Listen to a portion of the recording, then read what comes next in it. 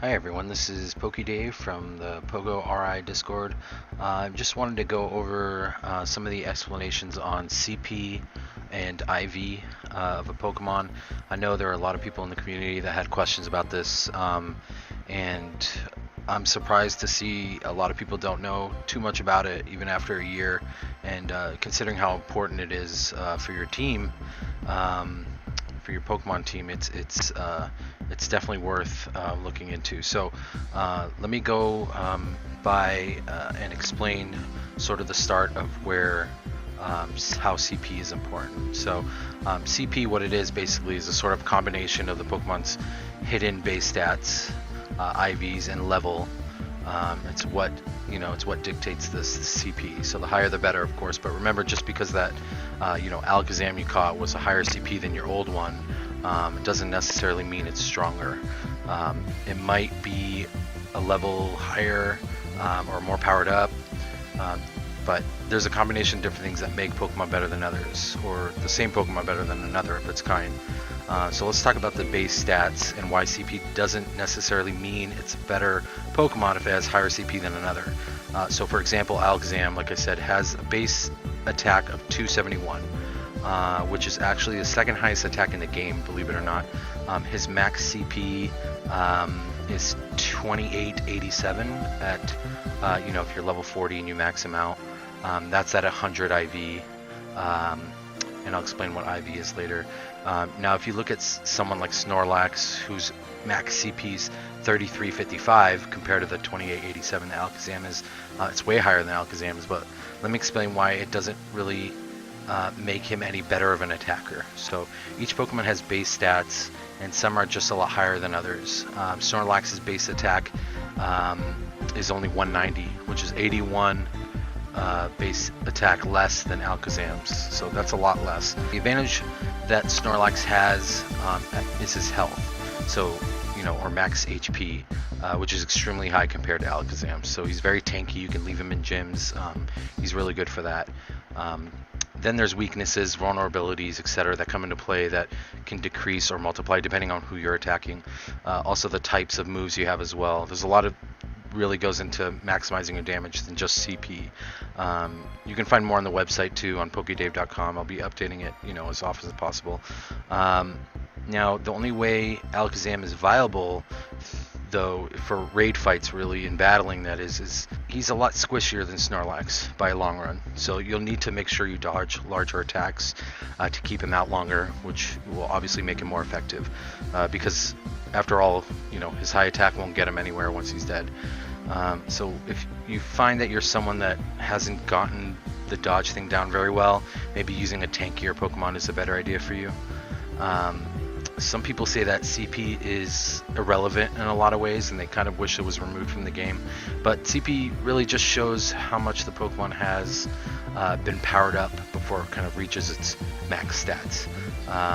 So if you're level, 40 max trainer level, and you have 100 IV Alakazam, perfectly bred, which has 271 max possible attack, it doesn't mean his attack is that high until you brought his CP up to the max. So CP really is just a measurement of power from the Pokemon's minimum to maximum possible power. That's why it's so great when you find a good IV Pokemon out in the wild with a really high CP, because now it just means you won't have to use as much Candy or Stardust to power to its max potential. Onto Pokemon IV. So the way IV works is that they're part of sort of a complex formula to determine the final HP, damage done, and defense for each Pokemon. So this is also, it takes into account the base stats of the Pokemon of the same species. So there are species that are generally just have better stats than other ones, better attack, better HP. IVs determine how good a particular Pokemon is within its same species. So the IV of a Pokemon is basically how well the breed of the Pokemon is. This is all based on three stats. There's the attack, the defense, and the HP of the Pokemon.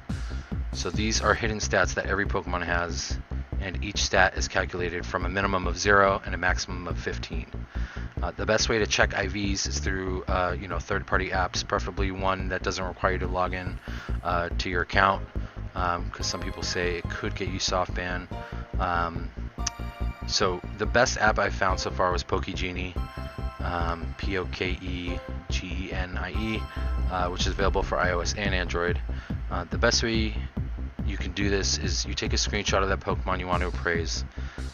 You'll need to go into the game, obviously, and get the appraisal for the Pokemon. So for instance, Mystic will say your Pokemon is breathtaking. It'll name whatever stat is at its highest, and it'll tell you if it's exceeds its expectations or it's okay. So the way you get the appraisal from the Pokemon is you go to the Pokemon you want to select, and you go to the bottom right hand corner of the screen. And when you have that Pokemon selected, you go to appraise. Remember that your trainer tells you a certain thing. It's different for every team. If you're on Mystic, it'll tell you something different than it would on Instinct. So for example, a perfect 100% IV Pokemon will have 15 attack, 15 defense, and 15 HP stamina. The number totals to 45. So, and this is the number how you figure out, you determine the IV percentage of the Pokemon. So for example, if your Pokemon has an attack of 15, but a defense of 9 and HP of 9, the percent IV of the Pokemon is 73%. And the way I figured this out was you add the totals of the Pokemon stats, so 15 plus 15 attack plus 9 defense plus 9 HP equals 33, and you take this number and divide it by 45, which is the max combination of the stats of a perfect IV Pokemon. 15, 15, 15. So and that's how I was able to get 73%. That's basically it as far as calculating. Now, what does IV matter, and why is it important? IVs are important because, especially at higher levels, they can make a pretty big difference in power. So for example, if you have a maxed out Snorlax with perfect IVs at 33, 55 CP, I think is what it would be at max level 40, trainer level 40, 15 attack, 15 defense, 15 HP, and you compare it with, say, Snorlax with 11% IV, so the stats are like 1 attack, 2 defense, 2 HP, you could have something like 2600 CP on that Snorlax when it's maxed out. Just throwing a number out there, but you get a huge CP difference when you compare both a lower IV Pokemon to a higher at max level. And what that means, its health will be lower, its attack will be lower, it's all its stats will be lower. So this is why IV is so important, especially at a higher level. If it's a lower IV, you just won't be able to max it out to its max potential. I would say the differences really show when you get to the mid-20s and higher.